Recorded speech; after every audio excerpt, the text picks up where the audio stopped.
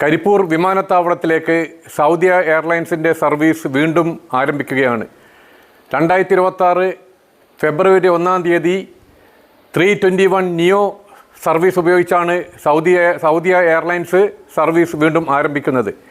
കഴിഞ്ഞ ഏതാനും വർഷങ്ങളായി ഇതിൻ്റെ പിന്നിൽ വളരെ ശക്തമായി പ്രവർത്തിച്ചു വരുന്ന മലബാർ ഡെവലപ്മെൻറ്റ് ഫോറത്തിൻ്റെ പ്രവർത്തകരെ സംബന്ധിച്ചിടത്തോളം, കരിപ്പൂരിനെ നെഞ്ചിലേറ്റിയ അഭ്യുദകാംക്ഷികളെ സംബന്ധിച്ചിടത്തോളം, MDFൻ്റെ മലബാർ ഡെവലപ്മെൻറ്റ് ഫോറത്തിൻ്റെ ഓരോ അനുഭാവികൾക്കും പ്രവർത്തകർക്കും അതിൻ്റെ നേതാക്കന്മാർക്കും അഭിമാനിക്കാൻ കഴിയുന്ന ഒരു നിമിഷമാണിത്. എന്താണ് സൗദി എയർലൈൻസ് എന്ന് ആദ്യം നാം മനസ്സിലാക്കേണ്ടതുണ്ട്. കരിപ്പൂർ വിമാനത്താവളത്തെ ഒരു ഹൃദയമാക്കി കൂട്ടുകയാണെങ്കിൽ അതിൻ്റെ പ്രധാന വാൾവാണ് സൗദി എയർലൈൻസ്.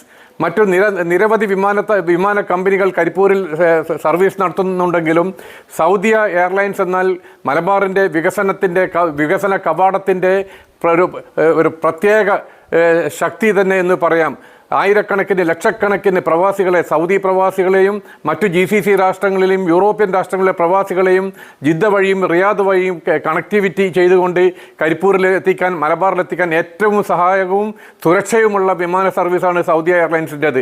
ഇപ്പോൾ 2020 വിമാനാപകടത്തിന് ശേഷം അനാവശ്യമായി വൈറ്റ് ബോഡി വിമാന സർവീസ് നമ്മുടെ മന്ത്രാലയം നിർത്തി. ബുദ്ധിശൂന്യമായ നടപടിയായിരുന്നു അതെന്ന് നാം അന്നും ഇന്നും പറയുന്നുണ്ട്. എന്തായാലും ഈ പ്രത്യേക ഘട്ടത്തിൽ റിസ പ്രവർത്തനം നടന്നുകൊണ്ടിരിക്കുന്ന ഈ പ്രത്യേക ഘട്ടത്തിൽ 321 എന്ന പ്രത്യേകം സജ്ജമാക്കിയ, ആധുനിക രീതിയിൽ സജ്ജമാക്കിയ, കാർഗോ കപ്പബിലിറ്റിയുള്ള, കാർഗോ ശക്തിയുള്ള, കാർഗോ ക്ഷമതയുള്ള, ലോഡ് പെനാൽറ്റി ഇല്ലാതെ തന്നെ മുഴുവൻ യാത്രക്കാരുമായി കരിപ്പൂരിൽ ലാൻഡ് ചെയ്യാൻ പറ്റുന്ന, കരിപ്പൂരിൻ്റെ ടാർമാക്കിൽ മുത്തമിടാൻ പറ്റുന്ന 321 വിമാനമാണ് ഉപയോഗിക്കുന്നത് എന്നുള്ളതാണ് മറ്റൊരു സവിശേഷത. കുറച്ചു കാലം കൂടി, ഇപ്പോൾ ഈ മാർച്ചോടുകൂടി വിസ പ്രവർത്തനം 80% പൂർത്തിയാക്കണമെന്ന് എയർപോർട്ട് അതോറിറ്റി വളരെ ശക്തമായി കരാർ കമ്പനിയോട് നിഷ്കർഷിച്ചിട്ടുണ്ട്.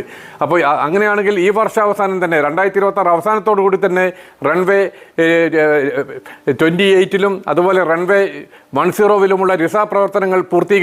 അതോടുകൂടി തന്നെ സൗദി എയറിൻ്റെ വൈറ്റ് ബോഡി അപ്ഡേറ്റഡ് ആവും. പിന്നെ നമുക്ക് എമിറേറ്റ്സിനും മറ്റും അതിനുശേഷം ശ്രമിക്കാവുന്നതാണ്.